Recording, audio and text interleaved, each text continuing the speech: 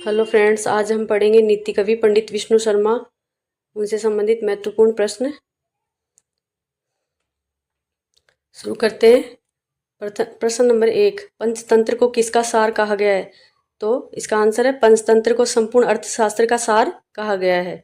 प्रश्न number 2, great short stories of the world में किसे प्रमुख स्थान मिला है? तो इसमें पंचतंत्र की कहानियों को प्रमुख स्थान मिला है।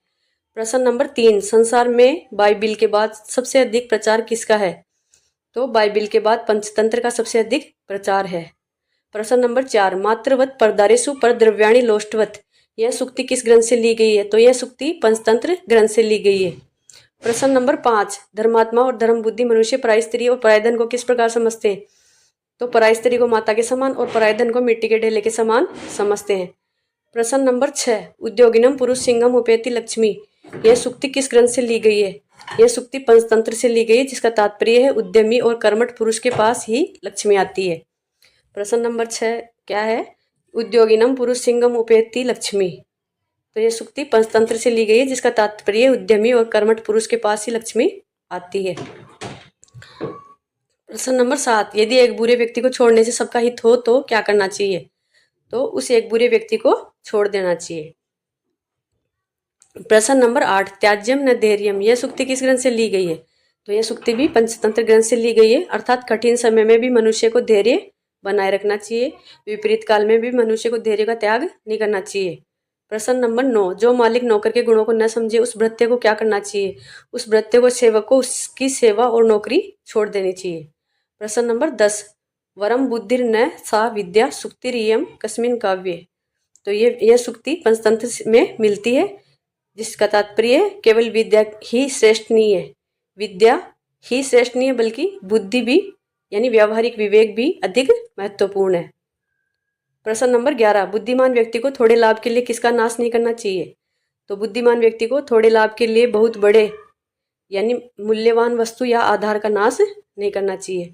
प्रश्न नंबर 12, भाग्य देव द्वारा रक्षित और उपेक्षित व्यक्ति की क्या स्थिति होती है? भाग्य द्वारा रक्षा की हुई और उपेक्षित व्यक्ति क्या स्थिति होती है? तो भाग्य द्वारा जो रक्षित व्यक्ति होता है वह बिना किसी सुरक्षा के भी सुरक्षित रहता है, और भाग्य द्वारा जो उपेक्षित व्यक्ति होता है वह सुरक्षित होने पर भी नष्ट हो जाता है। ऐसा काम माना गया है पंचतंत्र में। प्रश्न नंबर 13, संसार में माता पिता के लिए बहुत बड़ी चिंता का कारण क्या माना गया है? तो पंचतंत्र के अनुसार पुत्री यानी बेटी का जन्म होना ही संसार में एक बहुत बड़ी चिंता का कारण माना गया है। प्रश्न नंबर 14, बल किसके पास होता है? तो जिसके पास बुद्धि होती है वास्तव में बल भी उसी के पास होता है, बुद्धि यशे बलम तस्य। प्रश्न नंबर 15, कुल परिवार या वंश के किस व्यक्ति की सभी प्रकार के प्रयत्नों से रक्षा करनी चाहिए? तो इसका उत्तर होगा जिस कुल में जो पुरुष प्रधान मुख्य या योग्य होता है उसकी सभी प्रयत्नों से रक्षा की जानी चाहिए। प्रश्न नंबर 16, वास्तव में किसका जीना सार्थक माना जाता है? तो इसका उत्तर होगा जिसके जीवित रहने से बहुत से लोग अपना जीवन यापन करते हैं, वास्तव में उसी का जीना सार्थक है। प्रश्न नंबर 17, जो व्यक्ति प्रिय होता है वह गलतियां या अप्रिय कार्य करने पर भी कैसा रहता है? तो जो व्यक्ति प्रिय होता है वह अनुचित या अप्रिय कार्य करे तो भी वह कैसा होता है? प्रिय ही रहता है। प्रश्न नंबर 18, बुद्धि का असली फल या लक्षण क्या है? तो दूसरों के इशारों, हाव भाव या अंतर्मन के ज्ञान को समझ लेना ही बुद्धि का वास्तविक फल है। प्रश्न नंबर 19, पंचतंत्र के अनुसार कौन वृद्ध होने पर भी युवा है और कौन युवा होने पर भी वृद्ध है? तो इसका उत्तर होगा बूढ़े होने पर भी जिनके पास धन है वे युवा के समान है, और धन से हीन व्यक्ति युवा होने पर भी वृद्ध के समान माने जाते हैं। तो इसमें धन की महत्ता को बताया गया है कि जिसके पास धन है वह बूढ़ा होने पर भी क्या है? युवा है। प्रश्न नंबर 20, अपने ही स्वार्थ का नाश कर बैठना क्या कहलाता है? तो अपने ही स्वार्थ या हित का नुकसान कर बैठना मूर्खता कहलाता है, ऐसा माना गया है पंचतंत्र में। प्रश्न नंबर 21, अमर शक्ति नाम का राजा कहाँ का था? तो पंचतंत्र की कहानियों के अनुसार राजा अमर शक्ति महिला रौप्य नामक नगर के शासक थे। अमर शक्ति महिला रौप्य नामक नगर के शासक थे और उनके 3 मूर्ख पुत्रों को नीतिवान बनाने के लिए विष्णु शर्मा ने किसकी रचना की थी? पंचतंत्र की। प्रश्न नंबर 22, मगरमच्छ और बंदर की प्रसिद्ध कहानी पंचतंत्र के किस भाग में है? तो ये लब्ध प्रणास में यानी चौथे तंत्र में ये कहानी है। प्रश्न नंबर 23, पंचतंत्र के 5 भागों में क्या बताया गया है? तो इसके 5 भाग इस प्रकार है: मित्र भेद, मित्र संप्राप्ति, काकोलुकियम, लब्ध प्रणास, अपरीक्षित, कारकम। तो मित्र भेद में मित्रों में मनमुटाव या फूट डालना ये बताया गया है। और मित्र संप्राप्ति में मित्र बनाने के लाभ और उनकी सहायता ये बताया गया है। काकोलुकियम में कौवे और काक यानी कौवा और उल्लू यानी उल्लू की शत्रुता युद्ध और संधि को बताया गया है। लब्ध प्रणास में हाथ आई हुई चीज को गवा देना ये बंदर और मगरमच्छ की कहानी के माध्यम से बताया गया है। और अपरीक्षित कार्यक्रम में क्या बताया गया है, बिना सोचे विचारे काम करने से क्या नुकसान होते हैं वो बताया गया है। प्रश्न नंबर 24, पंचतंत्र में करटक और दमनक पात्र कौन थे?